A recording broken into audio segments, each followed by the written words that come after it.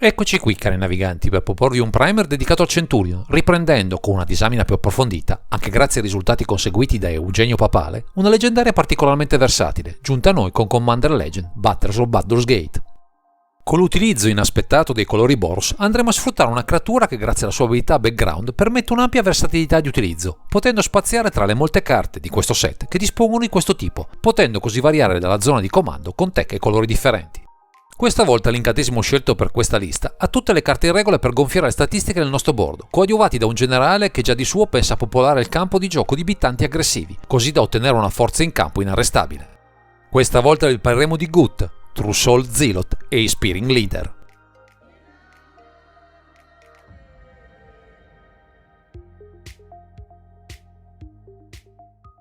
Abbiamo a che fare, al netto delle limitazioni del formato, per la tassa di comando condivisa, una coppia di leggendari sinergiche tra loro, ma anche utili singolarmente a mettere pressione al nemico, così da darci modo di strappare più di un match, ma andiamo con ordine descrivendo le loro rispettive caratteristiche. Iniziamo da Gut, True Soul Zealot, che con 3 mana, 2 generici e 1 rosso, abbiamo uno sciamano goblin con forza 2 costituzione 2, con 2 abilità, di cui una background necessaria per abbinarlo al nostro Inspiring Leader. Nella prima abilità abbiamo, ogni qualvolta attacchi, puoi sacrificare un'altra creatura o un artefatto. Se lo fai, crea una pedina creatura scheletro 4/1 nera con minacciare, tappata e attaccante. Non può essere bloccata tranne che da 2 o più creature. Passiamo ora a Inspiring Leader, che con 3 mana, 2 generici e 1 bianco, abbia un incantesimo leggendario con 2 abilità, di cui una background utile per abbinarlo a Gut nella zona di comando. La sua prima abilità recita: le creature comandante che possiedi hanno, le pedine creature che controlli prendono +2/+2. Sin dalla lettura dell'abilità di queste due carte appare chiaro il potenziale congiunto del generale con il suo background, non solo per i token scheletro prodotti, che diventerebbero degli schiacciasassi, ma per tutti i potenziali generatori di token che in questo color pie abbondano. Il problema maggiore non sarà tanto quello di creare una forza d'urto, ma di preservarla quanto basta per non vanificare gli sforzi di far entrare sia il comandante sia l'incantesimo, considerando che i costi di cast non saranno certo leggeri. Quindi un piano di gioco tutt'altro che banale, ma che ottime possibilità di diventare in fretta dirompente, incastrando al meglio questi Gut, True Soul Zealot e Inspiring Leader, per un assalto alla baionetta dei punti vita del nemico, come il migliore degli aggro deck.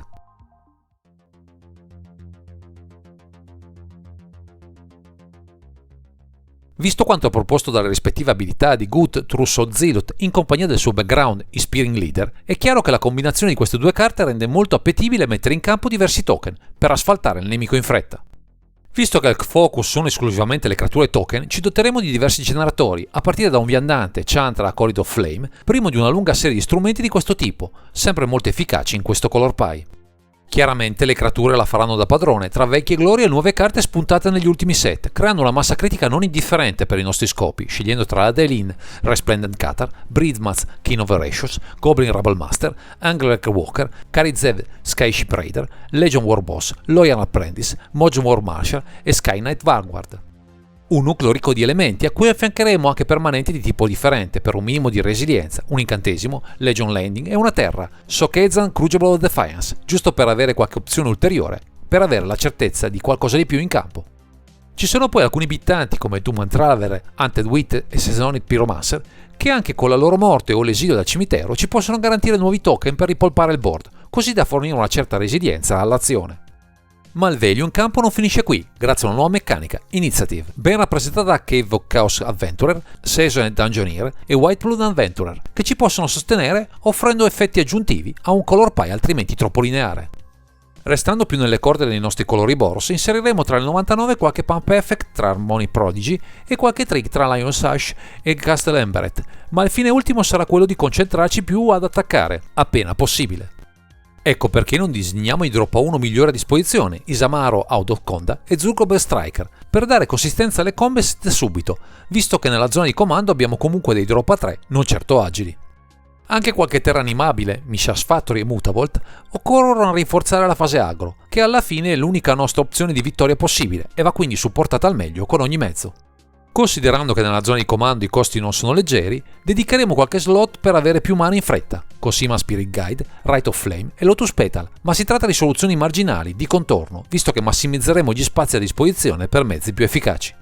Tra questi rientrano sicuramente i tesori, con Professional Facebreaker e Ragavan Nibble Pilfer, e i token oro di Curse of Opulence, così da avere un mid-game dirompente o la possibilità di ripartire dopo aver subito le rimozioni avversarie. Di contorno avremo anche un piccolo pacchetto dedicato agli equipaggiamenti, composto innanzitutto dai tutori migliori del bianco, Stoneforge Mystic e Enlightened Tutor, per dare consistenza ai pochi slot dedicati a questi potenziamenti. Avremo infatti solo Ember Cleave, ottima visto il numero potenziale di bittanti che metteremo in campo, Flyer Ask, che può fungere anche da creatura, e Umezawa's Jitte, un grande classico di questo tipo di strategie, utile e flessibile in ogni circostanza.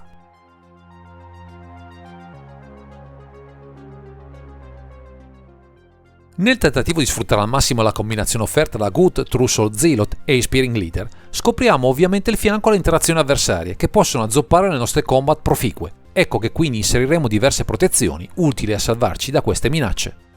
In primis le creature nel bianco che si immoleranno per mettere in sicurezza il generale, Benevolent Bodyguard, Giver of Runes, Mover of Runes, Selve Savior e Selve Spirit, i grandi classici che non possono mancare in una build di questo tipo. Naturalmente non possono mancare delle magie, come Flawless Maneuver e Reverend Mantra, e l'icona delle protezioni verso i counter, Cavern of Souls, che qui può coprire, scegliendo Goblin, molte delle nostre creature migliori. Affiancheremo anche Kitheon, Hero Acros, che nelle sue trasformazioni in Gideon Battleforged può fungere da parafulmine o donare l'indistruttibilità a una nostra creatura in pericolo, ponendosi anche come bittante di peso, il che non guasta certo per i nostri piani. Un aspetto che nel tempo è per fortuna migliorato nel corpo a disposizione sono gli elementi di card draw, con Esper Sentinel, Palace Jailer, Tarber Inspector, Unlucky Witness e Voldaren Epicure, che ci aiuteranno a mantenere la pressione in campo anche nelle fasi avanzate della partita. A queste carte affiancheremo due grandi classici che ben si sposano con la strategia base Toge, Smuggler Copter e Skullclamp, quest'ultimo in perfetta sinergia con il generale, vista la sua produzione di creature con 1 di costituzione.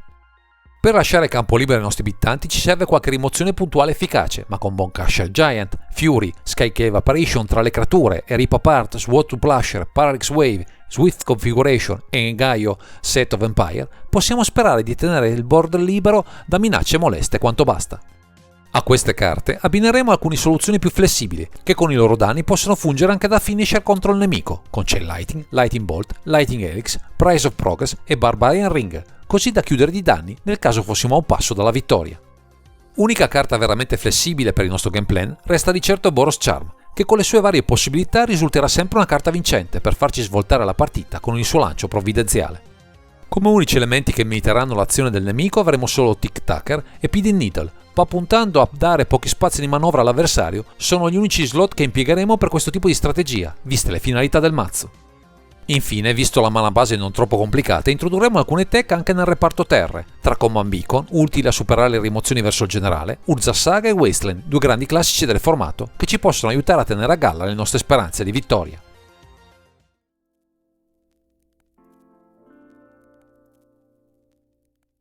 L'idea che ha mosso Eugenio Papale nella costruzione di una lista incentrata su Gut, Truce o Zealot, abbinandolo a Inspiring Leader, aveva finalità ben precise, migliorando la resa di un approccio agro che al momento nel formato fatica a trovare una sua identità.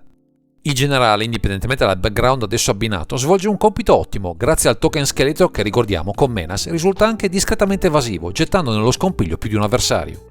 Aggiungere il bianco all'equazione ha permesso di incrementare il numero di generatori di token, oltre a quelli a base rossa, così da avere sia pezzi sacrificabili per l'abilità del comandante, sia nuovi bittanti pronti a prendere d'assalto i punti vita del nemico. L'idea è stata poi ampliata con diversi elementi, come Palace Jailer e Cavern Chaos Adventurer, per avere un mid-game più ricco di carte e di potenziali ripartenze, superando le debolezze di questa tipologia di archetipi, soprattutto nel contesto attuale del formato. Quindi, se da un lato l'approccio con questi Gut, Truce o Zealot e Inspiring Leader si cerca di realizzare un piano di gioco aggressivo, alcuni elementi provano a rendere questo mazzo un punto di riferimento per rendere la vita degli avversari quantomeno più difficile del solito.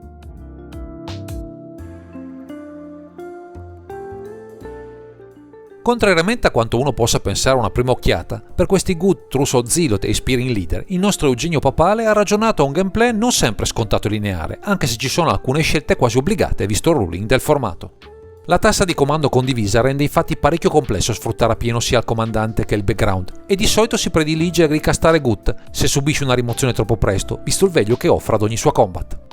Il background viene quindi relegato a un utilizzo come finisher, nel caso ci serva un boost di danni per strappare una vittoria, visto che può arrivare a trasformare un nostro scheletro in un 6-3 con minacciare, davvero poderoso.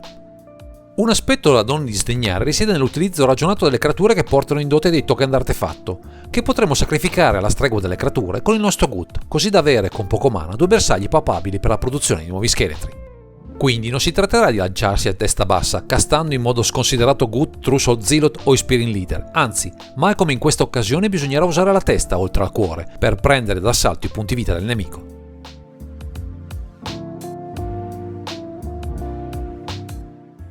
Grazie ai consigli del nostro deck builder proviamo a comprendere come questa lista basata su Gut, Trus o Zealot e Inspiring Leader si posiziona nel meta Centurion rispetto ai diversi archetipi che al momento bazzicano tra i tavoli da gioco.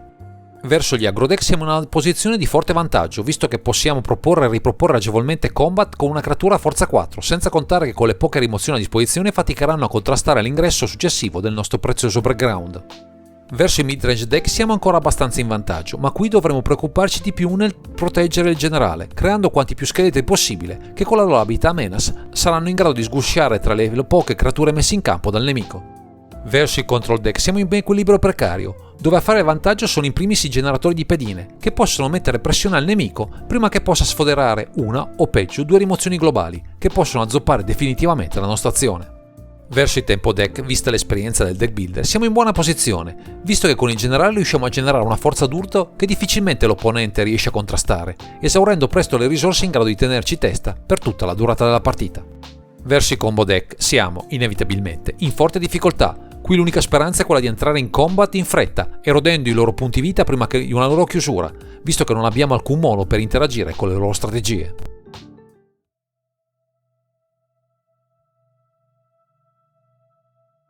Il nostro Eugenio Papale per questi Gut, Trus o Zealot e Inspiring Leader ha speso molto tempo per il tuning di questo archetipo, visto le tante opzioni papabili, vecchie e nuove, che possono concorrere a una build ideale. Tra le novità di Dominarian United spicca Squee, Dubious Monarch, che la combinazione tra le capacità di produrre token unita a quella di ritornare dal cimitero lo rende un candidato ideale tra le 99, senza contare che anche lui è un goblin, come il generale e molte altre creature presenti nella lista attuale. È in corso di valutazione anche Finis Cheek, carta capace di rientrare in autonomia dal cimitero con una certa facilità, così da diventare sia mezzo di sacrificio per Gut, con costanza, sia mero abittante volante, in aggiunta a quelli che metteremo in campo. Dopo una serie di test, carte come Blood Moon, Tanglewire e Winter Orb sono state ritenute meno incisive per il gameplay principale, lasciando ancora in forse Paladin Class, anche se, per affrontare un meta ricco di control o combo deck, potrebbe essere utile una loro reintroduzione, per darci qualche elemento per contrastare meglio questi avversari.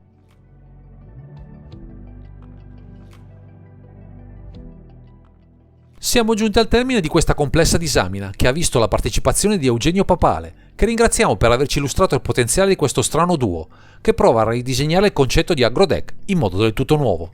Se volete un mazzo veloce in grado di costruire una fase aggro sempre solida e convincente, questi Gut, Trus o Zealot e Inspiring Leader potrebbero fare a caso vostro, dovete solo impartichirvi al meglio su come usare questa strano joint venture nella zona di comando. Per ulteriori approfondimenti o anche solo per saperne qualcosa di più su questo formato, seguite il canale su YouTube Centurion TV. Il link è presente in fondo a questo video dove troverete matchup, guida alle build e una community sempre pronta a darvi spunti e consigli. Direi che questo è tutto per questo video, grazie per averci seguito e non dimenticate di commentare, condividere e sottoscrivere il canale per ritrovarci sempre qui su Underground Sea.